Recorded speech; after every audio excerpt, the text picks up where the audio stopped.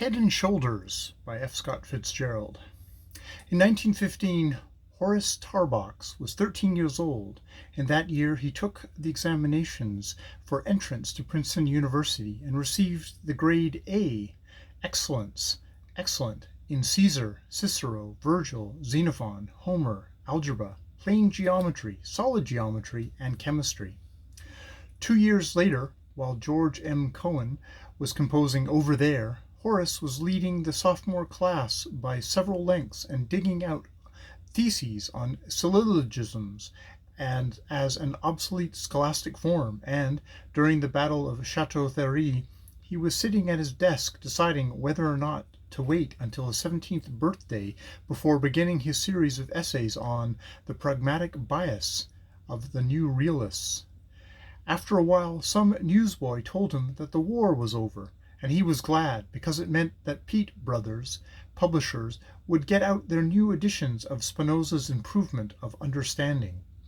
Wars were all very well in their way, made young men self-reliant or something, but Horace felt that he could never forgive the president for allowing a brass band to play under his window the night of the false armistice, causing him to leave 3 important sentences out of his theses on German idealism. The next year he went up to Yale to take his degree as Masters of Art. He was 17 then, tall and slender, with near-sighted gray eyes, and an air of keeping himself utterly detached from the mere words he let drop. "I never feel as though I am talking to him," expostulated Professor Dillinger to a sympathetic colleague. "He makes me feel as though I were talking to his representative. I always expect him to say, 'Well, I'll ask myself and find out.'" And then, just as nonchalantly as though Horace Tarbox had been Mr. Beef the Butcher or Mr. Hat the Haberdasher, life reached in, seized him, handled him, stretched him, and unrolled him like a piece of Irish lace on a Saturday afternoon bargain counter. To move in the literary fashion, I should say that this was all because when way back in colonial days the hardy pioneers had come to a bald place in Connecticut and asked of each other, "Now, what shall we build here?"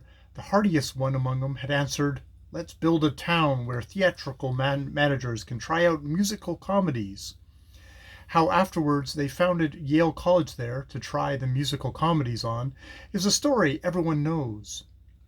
At any rate, one December, Home James opened at the Schubert, and all the students encored Marcia Meadow, who sang a song about the blundering blimp in the first act, and did a shaky, shivery, celebrated dance in the last. Marcia was 19.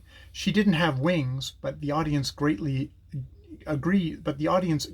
generally that she didn't need them. She was a blonde by natural pigment, and she wore no paint on the streets at high noon. Outside of that, she was no better than most women. It was Charlie Moon who promised her 5,000 Pall Malls if she would pay a call on Horace Tarbox, prodigy extraordinaire. Charlie was a senior in Sheffield, and he and Horace were first cousins. They liked and pitied each other.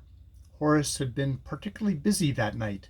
The failure of the Frenchman Laurier to appreciate the significance of the new realists was preying on his mind. In fact, his only reaction to a low, clear-cut rap at his study was to make him speculate as to whether any rap would have actual existence without an ear there to hear it. He fancied he was verging more and more towards pragmatism. But at that moment, though he did not know it, he was verging with astounding rapidity towards something quite different. The rap sounded 3 seconds. The rap sounded. 3 seconds leaked by. The rap sounded. "Come in," muttered Horace automatically. He heard the door open and then close, but, bent over his book in the big armchair before the fire, he did not look up. "Leave it on the bed in the other room," he said absently. "Leave what on the bed in the other room?" Marcia Meadow had to talk her songs, but her speaking voice was like the byplay on a harp. "The laundry." "I can't." Laura stirred impatiently in his chair. "Why can't you?" "Why, because I haven't got it." "Humph," he replied testily. Suppose you go back and get it. Across the fire from Horace was another easy chair. He was accustomed to change to it in the course of the evening by way of exercise and variety. One chair he called Berkeley, the other he called Hume. He suddenly heard a sound as from a rustling diaphanous form sinking into Hume. He glanced up. "Well," said Marcia with the sweet smile she used in Act 2 of Oh, so the Duke liked my act dancing. "Well, Omar Khayyam, here I am beside you singing in the wilderness." Horace stared at her dazedly. The momentary suspicion came to him that she existed there only as a phantom of his imagination. Women didn't come into men's rooms and sink into men's Humes. Women brought laundry and took your seat or in the streetcar and married you later on when you were old enough to know fetters. This woman had clearly materialized out of Hume. The very froth of her brown gauzy dress was art emanating from Hume's leathery arm there. If he looked long enough, he would see Hume right through her, and then he would be alone again in the room. He passed his fist across his eyes. He really must take up those trapeze exercises again. "For Pete's sake, don't look so critical," objected the emanation pleasantly. "I feel as if you were going to wish me away with that patent dome of yours, and then there wouldn't be anything left of me except my shadow in your eyes." Horace coughed. Coughing was one of his two gestures. When he talked, you forget he had a body at all. It was like hearing a phonograph recorded by a singer who had been dead a long time. "What do you want?" he asked. "I want them letters," whined Marcia melodramatically. "Them letters of mine you brought from my grandsire in 1881. Horace considered. "I haven't got your letters," he said evenly. "I am only 17 years old. My father was not born until the March 3rd, 1879. You evidently have me confused with someone else." "You're only 17?" repeated Marcia suspiciously. "Only 17. I knew a girl," said Marcia reminiscently, who went on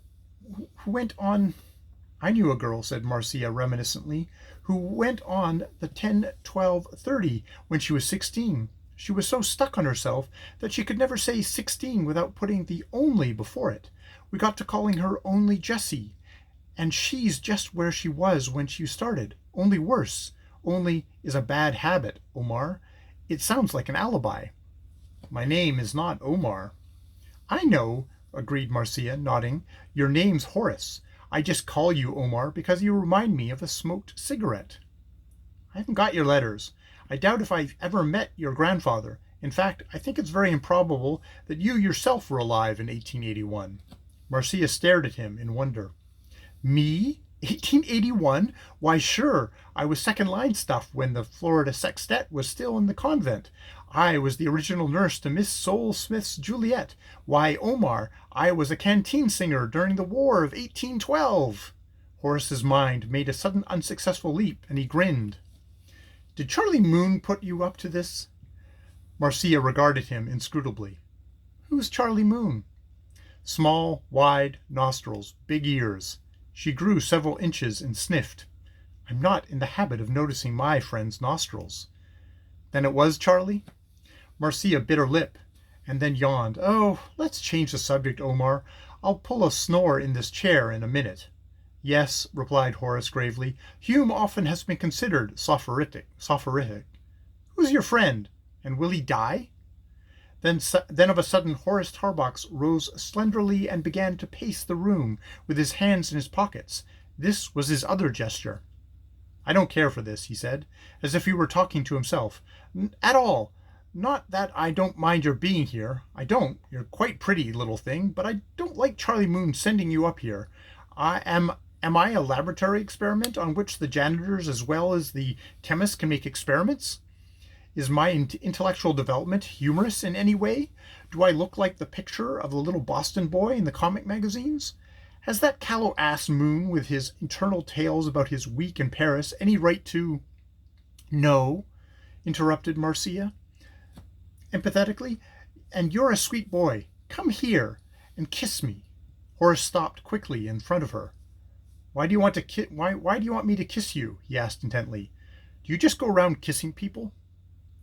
Why, yes, admitted Marcia, unruffled. That's all that's all life is, just going around kissing people. Well, replied Horace, empathetically, I must say your ideas are horribly garbled. In the first place, life isn't just that, and in the second place, I won't kiss you. I might it it might get to be a habit, and I can't get rid of habits. This year I've gotten the habit of lolling in bed until 7:30. Marcia nodded understandingly. Do you ever have any fun? She asked. What do you mean by fun? See here, said Marcia sternly. I like you, Omar, but I wish you'd talk as if you had a line on what you were saying. You sound as if you were gargling a lot of words in your mouth and lost a bet every time you spilled a few. I asked you if you had ever had fun. Horace shook his head. Later, perhaps, he answered. You see, I'm a plan. I'm an experiment. I don't say that I don't get tired of it sometimes. I do. Yet, oh, I can't explain. But what you and Charlie Moon call fun wouldn't be fun to me. Please explain.